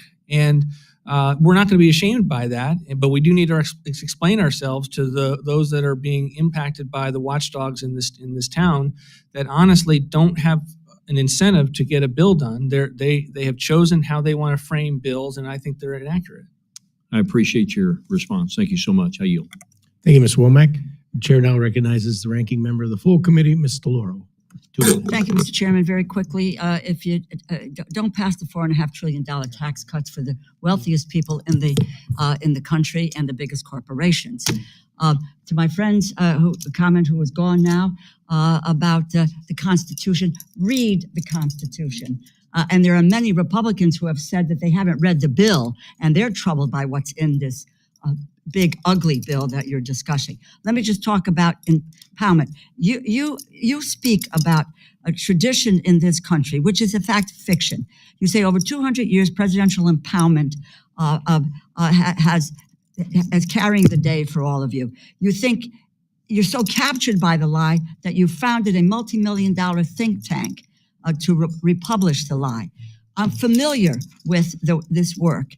The quality of the work is so bad. And let me just say, to characterize it, this is page after page, going back to 1789 of what people looked at in terms of impounding or stealing funds. And let's just tell this, that even in your fake history, almost all the examples that you document demonstrate that presidents have historically only delayed or refused to spend money when it was the Congress who gave them the power to do it. It's Article 1, Section 9, Clause 7. That is operative. There should be no debate. You have impounded and stolen funds that you have no business doing. You don't have that authority. The president doesn't have that inherent authority. And it has been documented by the courts, which is why over 250 lawsuits that have been filed, 185 plus rulings have paused Trump initiatives. You are in violation of the law. That is what we should be dealing with in this effort. Would you recommit yourself to the truth? Engaging with this committee, the American people, and the American people based on the respect for history as it actually has occurred. We haven't impounded any money. We're under programmatic review of federal dollars across the You league. have impounded money. Please. $425 billion. We don't know where has that been number came frozen. from other than I'll you, tell you, Congresswoman. look at the tracker. You know, we're following it very closely. And I would just say this, if people don't really want to appropriate and hold on to the power of the purse, then my suggestion is find another committee to sit on. Our responsibility is to make sure that we maintain that power of the purse and that what we say has got to be congressionally spent needs to be. And you do have a premise that in that bill, in the Empowerment Control Act, that allows you to come up with a rescission package. But what is at stake is the illegality of what you have done with impounding and stealing funds from the American public and the unbelievable consequences it will have on their lives and their families' lives. Congressman, Chair- there's nothing. The chair now recognizes Ms. Hinson. Thank you.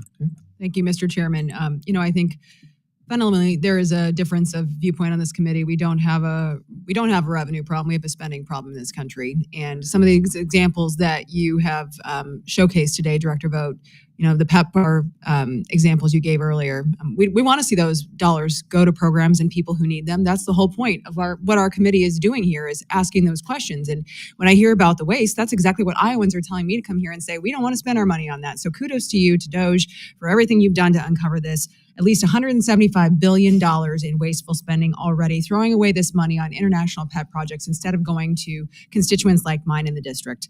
I think it's abominable and we shouldn't be allowing it. The administration has discovered $300 million of SBA loans that have gone out to individuals under the age of 11, $300 million over the age of 120. The youngest recipient of an SBA loan is a 9-month-old. How does that even happen? Sounds like it's a rhetorical question, but the previous administration allowed it to happen. So how does it happen?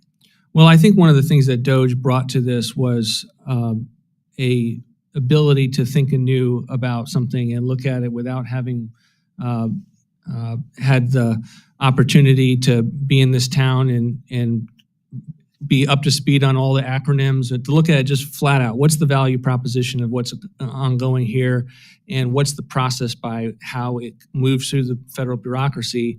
And they thankfully had the ability to be outraged. And I think that's what the American people are outraged by, is the extent to which taxpayer dollars are spent on things that no one wants to defend. No one pushed back on the examples that I gave with regard to PEPFAR. No one wants to defend that. We may disagree as to whether that's the level of waste or whether that deserves a programmatic cut, but on a bipartisan basis, it's collectively outrageous. You go to any diner in the country, in every town in the country, and you present these examples, and it will be outrageous. And I think that's what DOGE brought to us. And many of us have been in these salt mines for many years. And I think I can't explain why this town needs that dose of reality, but it unfortunately does. And I'm thankful that this administration is giving it. Yeah, keep peeling back the layers of the onion. I yield back.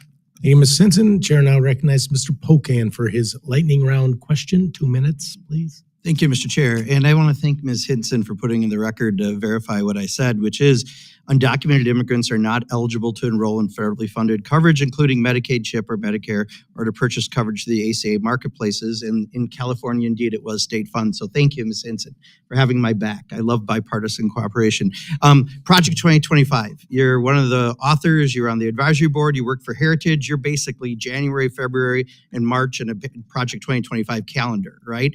But you were asked this weekend about it, and you said, no, the administration isn't following Project 2025. So I'll go through lightning rounds. It's only have 2 minutes. Just tell me coincidence or not. In the Project 25, abolishing Department of Education, you guys are doing that. Is that a coincidence? The president's view. Coincidence agenda, or not? The Just president's coincidence or not? That's all you got to ask. Agenda Okay, is I'll go being through the followed. rest. Any diversity, equity, and inclusion? The president's agenda is being Shifting followed. FEMA costs to the states? The Targeting president designs PBS his and the agenda. National Public Radio? President Freezing designs. federal assistance? Restricting gender-affirming care? Revoking security clearances? Stripping civil servants of employment protections, reinstating service members who refuse COVID-19 vaccines, banning transgender people from the military, a hiring freeze, withdrawing from the World Health Organization, sending active duty troops to the southern border, limiting refugee admissions, rescinding temporary protected status designations, capping indirect costs for university-based research, requiring disclosures of foreign gifts to universities, apparently not planes to presidents, asserting the president's power to remove federal officials, and targeting NOAA. Were those all just coincidences that they happened to be in Project 25 and they were just in the back pocket of the president since November? The president has never been more of a promises made, promises kept president than we've ever had in history. He has run on an agenda. He was very clear on that agenda. He's now enacting that agenda. And those of us who work for him work for his agenda in executing that agenda. Chair now recognizes Mr. Alford. Point of order before my time begins. Chair, how much time do we actually have in this lightning round? 2 minutes. One question, 2 minutes. 2 minutes. Okay, thank you. Let's start. For my ag state of Missouri, renewable fuel standards, renewable volume obligations rule has been at OMB since May 1st. When will this be sent back to the EPA to release publicly, sir? We're working on it. We know it's a priority. It's part of an annual process that's very, very important. Second question, a follow-up on PEPFAR. We've talked about it a little bit. PEPFAR since 2003 has saved about 26 million lives, mainly in Africa. Aside from the crazy woke programs, which I agree should be stripped, is there any other prevention program, not treatment, but prevention program listed in this rescission package, which is not of a woke nature? We believe that life-saving treatment, I understand that is in fact your question, but we are scaling down the program as it pertains to the types of organizations that are providing are the examples of the waste, fraud, and abuse. The prevention itself is where an analytical look needs to be done, and it's one of the reasons why we have emphasized in successive budgets that we're going to protect life-saving treatment, but we want to scrutinize heavily those that are bringing people into the system in the nonprofit. Do you see where I'm going with this, sir? I mean, there's life-saving treatment after you already have HIV, but there are prevention programs that PEPFAR does, which are not of the woke nature, which can prevent someone from getting HIV. Are those programs going to survive? It is something that our budget will be very trim on because we believe that many of these nonprofits are not geared towards the viewpoints of the administration. And we're $37 trillion in debt. I know. And so at some point, the continent of Africa needs to absorb more of the burden of providing I agree this with health you. care. In fact, I have a plan, a 5-year plan to scale down our commitment from the U.S. to put that on the backs of those in Africa and those in charities and churches. This is a temporary program. It's not to be sustained forever by American taxpayers. Thank you, sir. Chair now recognizes Mr. Ivy for his 2-minute question, statement, or whatever. All of the above, maybe, I don't know. But my colleague there, made me think of Bill Gates's quote. He just said, the wealthiest man in the world is basically killing the poorest kids in the world by making these cuts. You're sort of executing that. I appreciate the comment that was made there, but we really can't sugarcoat this. More people are going to die. And if I think I heard what you said there, prevention is going to get less funding than it currently is. And I think in every model, prevention is better than trying to cure it after a disease is contracted. But, real quick on this, the merit hiring plan, which I saw one of the questions, I think it was question number 3. Identify 1 or 2 relevant executive orders or policy initiatives that are significant to you and explain how you would help implement them if hired. And I read that and I was like, well, I don't know that every president is going to be issuing 50 executive orders per day. So if it's just a commitment to follow one of President Trump's executive orders, I think that's totally inappropriate. And I think there's a lot of positions that we need to fill in the federal government, like some of the science and engineering jobs I mentioned a few minutes ago. I don't really care if they're reading the president's executive orders per se. I'm more curious, I care more about them curing cancer or addressing Alzheimer's, or if they're federal agents tracking down Sinaloa cartel or identifying and tracking down the waste, fraud, and abuse that's actually occurring by major malfactors, or the competition with our adversaries abroad. So I see my 2 minutes are running out. I do want to say this. I just noticed, I saw this up here, and it matches the T-shirts in the audience. To the labor community out there, stay strong. Thank you very much. The chair now recognizes Mr. Cloud for his question. 2 minutes. Thank you, Chairman, and I appreciate you being here. As I've looked at DOGE and the work that's going on, I've been surprised really from the vitriol from the left.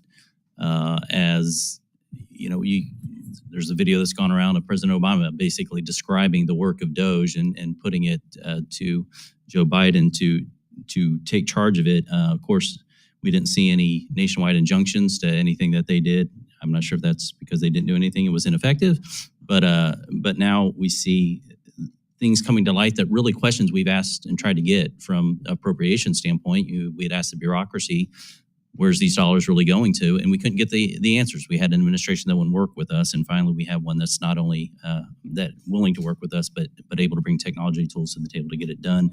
Appreciated what you said in light of, when I go home and I talk about Medicaid and the fact that more than half the people on Medicaid are above the poverty line, and what you discussed about we're incentivizing people to stay out of the workforce in order to receive Medicaid. In many of these states, they become very much for once they understand what's going on and what the real target is, that we're actually protecting this and preserving it for the disabled, and not attacking that. It's just seems well within what we need to do in order to back off the 36 trillion. So thank you for your work on that. I had one question in the little bit of time I had. Someone mentioned that dynamic scoring was kind of like asking the CBO to score with dynamic scoring was kind of a gamble. I would submit that asking the CBO to do a score is a bit of a big gamble because their accuracy has been so off. And I would ask if the administration would support, I have a piece of legislation for the CBO to have to include interest cost in their scoring. And then I know Warren Davidson has one on show your work, which they don't do. If the administration would support that. It's a good idea. I'm happy to take a look at it and run it through our process to see what the president would think on it. Thank you. Thank you for that question. Chair recognizes the ranking member of the full committee for a moment. Thank you, Mr. Chairman. The historical record is clear that the president doesn't have inherent power to refuse to spend funds appropriated by Congress. And for an accurate historical record of this fact, I ask unanimous consent to insert into the record the documentation that supports my claim about the myth of presidential impoundment power. Object. Not asking for a statement, but without objection, we'll take it in the record. Thank you. And I also might want to add to the gentleman who just spoke, 39% of the children in this nation Well, get their no more statements. Thank you. With that, our time is concluded. I'd like to thank Director Vought for having been here today. And, I know sometimes you didn't have a chance to finish that. I'm glad to give you, since you have 1 minute left, 1 minute to close out, or you're free to leave. It's up to you. I'm all good. I appreciate all of the comments, whether I disagreed with them or not, and look forward to a follow-up with the committee. Thank you very much. There may be some members who would like to submit questions for the records. Please submit any questions for the record to the subcommittee staff within 7 days. I please ask everyone to stay in their seats and allow the director to leave. And then as he gets out of the room there, then we'll move. Thank you very much. With that, this subcommittee is adjourned.